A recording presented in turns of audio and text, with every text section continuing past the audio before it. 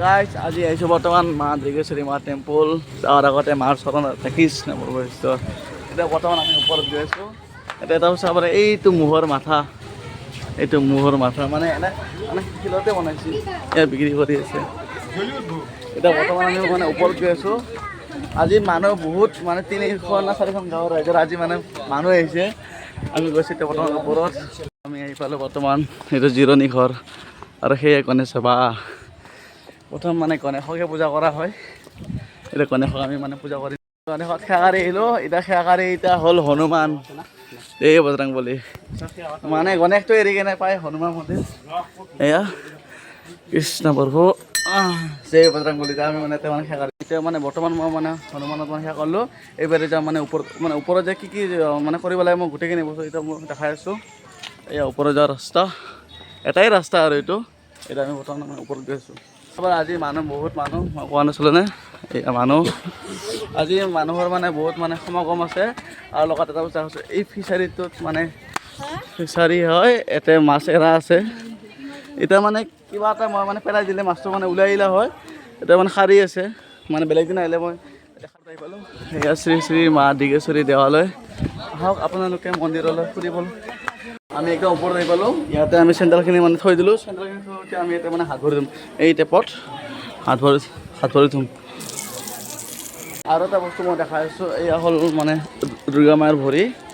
ইয়াতে বৰ্তমান মই ধূপ দি কিনে আকৌ মানে ভিতৰত গৈ আছোঁ।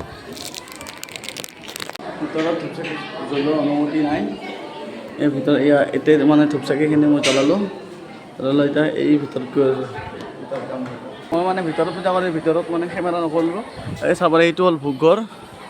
আগতে মানে আমি হাত ভৰি ধোৱা আছিলোঁ এই নিজৰাত। এতিয়া নিজৰাটো ধোৱা নাছিলোঁ, আজি বাৰু দেখা যাব এই নিজৰাত আমি হাত ভৰি ধুই ল'ম আৰু এই মা দীৰ্ঘেশ্বৰী মা আৰু এয়া পানীখিনি পুৰা ঠাণ্ডা আছে। মানে ভাত খাই উঠি ইয়াতে হাত চাত ধুই আৰু এই টেপকেইটাৰ পৰা মানে পানী ওলাই দেখা পাৰে। এয়া হ'ল টেপকেইটাৰ পৰা পানী ওলাই। আৰু এটা বস্তু দেখাইছোঁ, এইয়া ব্ৰহ্মপুত্ৰ নদীখন মানে কেমেৰাত ইমান দেখা নাপায়। সেইখন হ'ল চাপৰি। এইগিলা পানী বাঢ়িছিলে, এতিয়া অলপ অলপ মানে পানী সোমাইছে। দেখা পাইছে আপোনালোকে মানে পানীটো মানে শুকাই গৈছে। এই নদীখন চাব পাৰে, নদীখন অলপ হ'লেও মানে লক্ষ্য কৰিব পাৰে আৰু মানে তো কেমেৰাত নোৱাৰিলেও এতিয়া আহিলে অনুভৱটো হ'ব। এতিয়া নদীখন আপোনালোকে দেখাব ব্ৰহ্মপুত্ৰ নদীখন। আৰু এয়াই হ'ল ভোগঘৰ। ইয়াতে ভাত খাব, ইয়াতে হাত ধুব না থকালোঁ। A few moments later. আমি ওপৰৰ পৰা আকৌ আহিলোঁ। এয়া হ'ল হনুমান মন্দিৰ। হনুমান মন্দিৰৰ ওচৰত আমি মানে বহি আছোঁ। মানে ভিতৰত মানে বহুত মানুহ মানে সমাগম হৈ আছে। সেইটোৰ কাৰণে আমি ইয়াতে আহিলোঁ বহিব পাৰে চাব। এই জিৰণি কোঠাতে মানে মানুহ ভৰ্তি হৈ আছে আৰু মানুহ অহা যোৱা কৰি আছে। আৰু এই মানে বাঁহৰ এইকেইটা বনাইছে, মানে বহা ঠাই বনাইছে। তাতো যদি আপোনালোকে বহিব পাৰে।